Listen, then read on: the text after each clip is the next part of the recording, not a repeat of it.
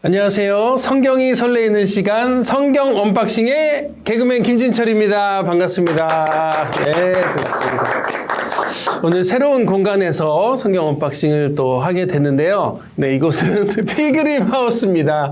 네, 저희가 이렇게 놀러 온 건 아니고, 그죠? 기도원이니까, 네, 기도할 겸 이렇게 수련회를 왔는데, 네, 이곳에서 하게 됐고요. 그리고 성경 언박싱의 우리 인도자이시자 저의 멘토님, 우리 김문복 목사님 반갑습니다. 네, 김문복 목사입니다.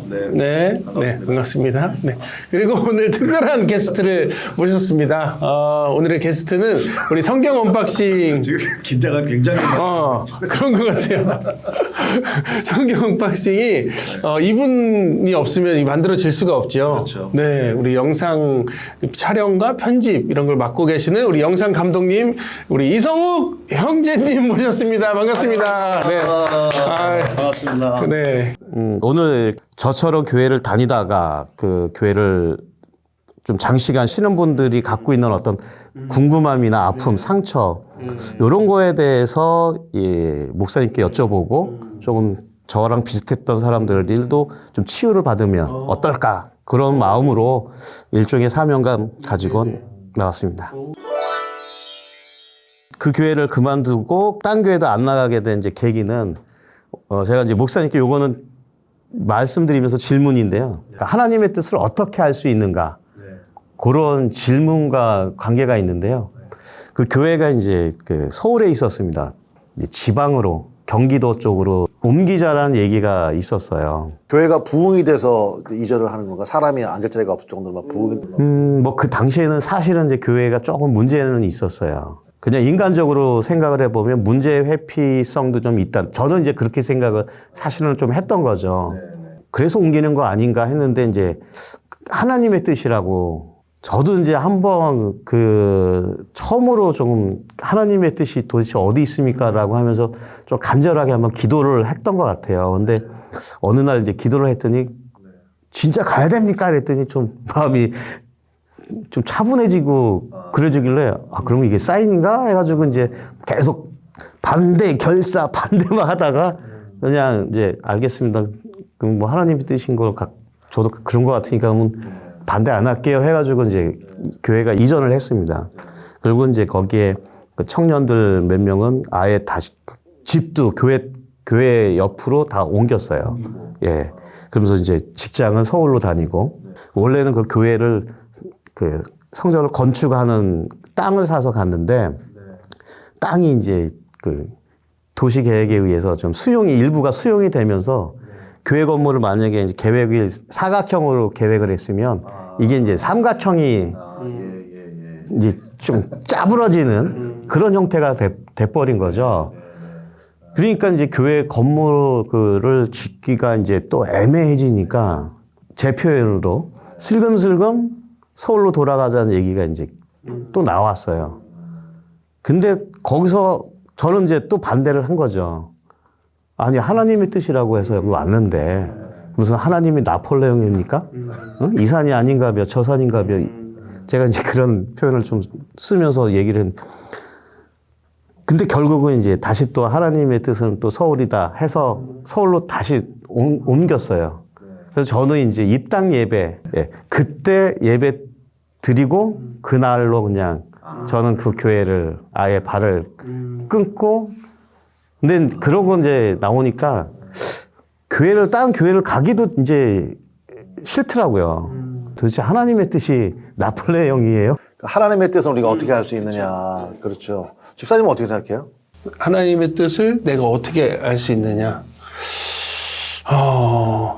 꼭 알려고 안 해도 이렇게 몰아가시는 게 있는 것 같아요, 저는. 내가 막 이렇게 알려고 노력하지 않아도 저는 항상 이렇게 몰아가시던데.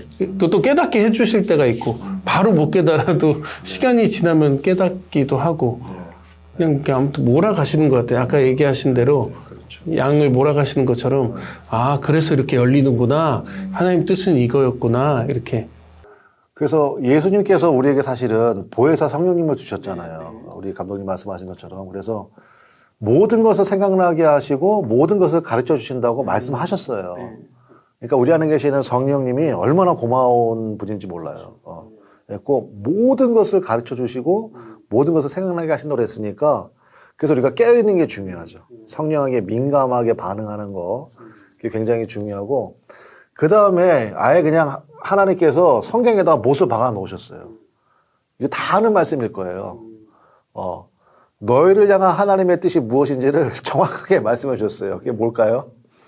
힌트는 데살로니가 전서에 보면 나와요. 자, 해볼까요? 항상 기뻐하라. 그 다음에 쉬지 말고 기도하라. 또 하나가 있어요. 범사에 감사하라. 이는 너희를 향한 하나님의 뜻이니. 예. 그래서 예. 아예 그냥 하나님이 정확하게 얘기해 놓으셨어. 항상 기뻐하라. 범사에 감사하라. 그리고 쉬지 말고 기도하라.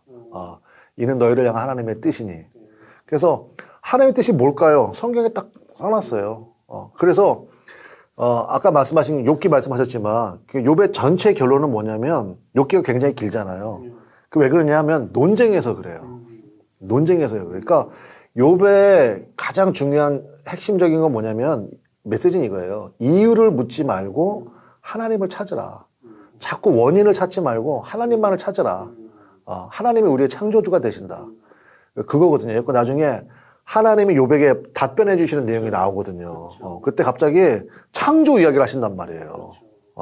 그러니까 우리가 하나님의 뜻을 내가 안다고 말하는 게 사실은 굉장히 위험할 수가 있어요. 지난주도 사실 제가 이제 금식 기도를 한 게 뭐 개인적인 힘들고 이런 게 아니라 아까 지금 말씀하신 것처럼 하나님의 뜻을 정확하게 붙들고 싶었던 거예요. 하나님께서 하나님 이분들을 통하여 우리 교회를 어디까지 쓰기를 원하십니까? 이제 그거를 좀 하나님께 받고 싶었어요. 그래서 아까 이제 질문하셨지만은 하나님의 뜻을 우리가 어떻게 알 수 있나요? 그러니까 그거를 그러니까 너무 우리가 아무데나 막 갖다 붙이면 안 될 것 같아요. 그러면 아까 말씀하신 것처럼 그런 어떻게 보면 코미디 같은 일이 벌어질 수도 있거든요. 분명히 하나님의 뜻이라고 해서 여기 왔는데 형편이 어렵다고 상황이 어렵다고 해서 다시 이쪽이 하나님의 뜻이라고 하면 물론 그럴 수도 있죠. 그럴 수도 있지만 그러면 이제 따라가는 분들은 사실 이게 뭔가라는 생각이 좀 들긴 하잖아요. 그래서 그러니까 기도하게 되면 하나님이 이렇게 몰아가시는 게 있거든요. 흐름이라든지 그런 것들을 근데 정말 중요한 거는 목사 혼자서 결정하면 안 될 것 같아요. 그래서 함께 하는 분들이 같이 공유하면서 그래서 같이 기도하고 하는 게 정말 중요하다고 생각을 해요. 그래서 서로 점검할 수 있고 크로스 체크할 수 있도록 하는 게 좋겠다 생각이 들어요. 성경에 정확하게 우리에게 주신 말씀이 있으니까 우리가 그것부터 순종하면 좋을 것 같아요. 그러니까 아까 말씀하신 것처럼 기쁨이 내 안에 없어. 근데 거기 항상 기뻐하라고 되어 있잖아요. 그러면 상황과 관계없이 기뻐하는 것이 하나님이 기뻐하시는구나. 그럼 하나님이 그 상황 가운데 또 인도해 가시고 몰아가시죠. 그리고 감사할 게 있어서 감사하는 게 아니고 그냥 범사에 감사하는 거예요. 하나님 앞에. 범사에 감사하는 그런 삶의 태도와 자세. 그 다음에 아까 말씀하신 것처럼 깨어있기 위해서는 우리가 쉬지 말고 뭐 해야 됩니까? 기도해야 되죠. 그래서 항상 하나님께 여쭙고 그리고 확인하고 가는 그러한 모습. 그걸 하나님이 기뻐하시고 그런 사람을 통해서 하나님이 그 사람을 이제 인도해 가시고 하나님의 뜻을 밝히 보여주신다. 그래서 어느 한 가지 사건을 놓고 우리가 함부로 하나님의 뜻이야 이렇게 말하는 거는 좀 조심할 필요가 있겠다. 그런 생각이 좀 들어요.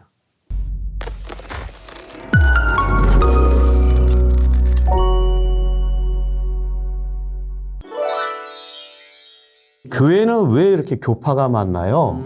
그 질문을 하더라고요. 가장 많이 하는 질문 중에 하나인 것 같아요, 보면. 지금 교파가 되게 많잖아요. 뭐 결국은 인간들이 자기 잘났다고 해서 교파로 나눠진 거 아니냐 이런 생각이 사실 좀 들고 그래서 도대체 왜 이렇게 교파가 많습니까? 라는 질문을 한번. 저도 이런 질문 많이 받아요. 많이 받고.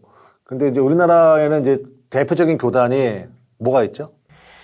뭐 장로교, 네, 성결교, 감리교, 침례, 침례교. 그리고 또 여기서 또 안으로 또 깊게 들어가면 더 많죠. 예를 들어서 장로교만 예를 든다 그러면 장로교 같은 경우는 통합, 또 뭐가 있죠? 합동, 그 다음에 이제 기장, 기독교 장로회, 이렇게 이제 세 개가 좀 커요. 그 다음에 이제 고신이라는 게 있고. 그런데 이제 요 교파들은 나름대로의 신학과 그런 게 조금씩 다릅니다. 그랬고, 예를 들어서 통합은 이제 장로교 신학교 광나루에 있는 장신대고, 그 다음에 합동 측은 총신대예요. 총신대. 근데 이 합동 측은 아직도 여성 안수가 안 되는 부분이 있고, 그 다음에 기장, 한신대. 한신대 이쪽은 좀 사회민주운동, 이런 곳에 조금 포인트를 두고 있고, 그리고 고신 측은 굉장히 보수적이에요. 또 고신 측은 이분들은 나름대로의 프라이드가 있어요. 뭐가 있냐면, 일제시대 때 신사참배를 끝까지 거부한 교단이에요. 그래서 이 고신층 목사님들은 그런 프라이드가, 왜냐면 다른 교단들은요, 신사참배는 우상숭배가 아니다. 라고 선포를 하고, 목사님들이 먼저 가서 신사참배를 한 경우가 많이 있거든요.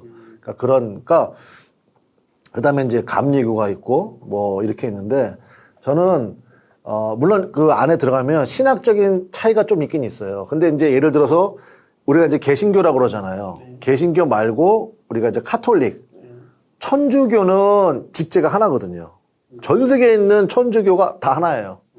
그러니까 그런 거 보면 사실은, 좀 부럽기도 하죠, 사실은. 그런데, 그럼 한번 여러분 생각해 보세요. 전 세계가 교황을 중심으로 하나예요. 그럼 뭐가 좀 어려울까요? 명령에 의해서 움직이거든요. 그러니까 다양성이 없어요. 다양성이 없어요. 근데 저는, 그러니까 이제 예를 들어서 장로교, 감리교, 순복음 이렇게 교단이 있지만 또 이 목사님들이 또 연합도 잘 합니다. 때로는 연합도 잘 하고. 그래서 저는 다양성의 측면에서는 좋은 것 같아요. 그러니까 기독교 장로의 기장 쪽에 있는 목사님들은 사회운동에 열심을 내시고, 이런 또 특징들도 있고 좋은 영향력도 있고 하니까, 그러니까 좀 그렇게 봐주시면 좋겠다라는 생각이 들고, 근데 사실 목사님들 사이에서도 그런 연합과 일치 운동은 많이들 하세요. 하시고 하는데, 그런데 이제 주의할 것은 뭐냐면, 지금 여기서 드릴 말씀이 아닐 수도 있겠는데, 그 안에 들어가면요, 장로교만 해도 교단이 사실은 300개가 넘거든요. 그러니까 제가 이거 한번 일전에 한번 말씀드린 것 같은데, 정식적으로 코스를 밟으면, 이제 감리교 같은 경우는 목사가 되려면 대학교 4년, 대학원 2년, 그 다음에 3년 동안의 인턴 과정. 그러면 몇 년입니까? 9년이 걸려요. 9년이 걸려야 목사 안수를 받을 수 있거든요. 그리고 3년째는 매년 이제 논문과 심사를 통과해야 되고. 그러니까 그렇다고 해서 감리교 목사님들이 다 훌륭하냐? 그 얘기는 아닌데, 그래도 최소한의 과정은 거쳤잖아요. 그러니까 여러분들께서 교회를 정하실 때 어떤 교단은 3개월 만에 안수 주는 데가 있어요. 6개월 만에 주는 데도 있고. 대부분은 2년 안에 끝나요. 그러니까 그런 데는 조금 거기 있는 목사님들이 다 나쁘다는 게 아니라 좀 조심하실 필요는 있겠다. 그래서 다양성이라는 측면에서, 그러니까 역사의 주인은 하나님이시니까 이렇게도 쓰시는구나. 그렇게 좀 이해를 해 주셨으면 좋겠다. 생각이 좀 들어요. 성경에 그 사도 바울께서 술 취하지 말라 이렇게는 쓰셨더라고요. 근데 그렇게 꼭 술이 죄다. 이런 것까지는 아니지 않나. 술 마시는 건 죄다. 라고 성경에는 나는 못 찾았다.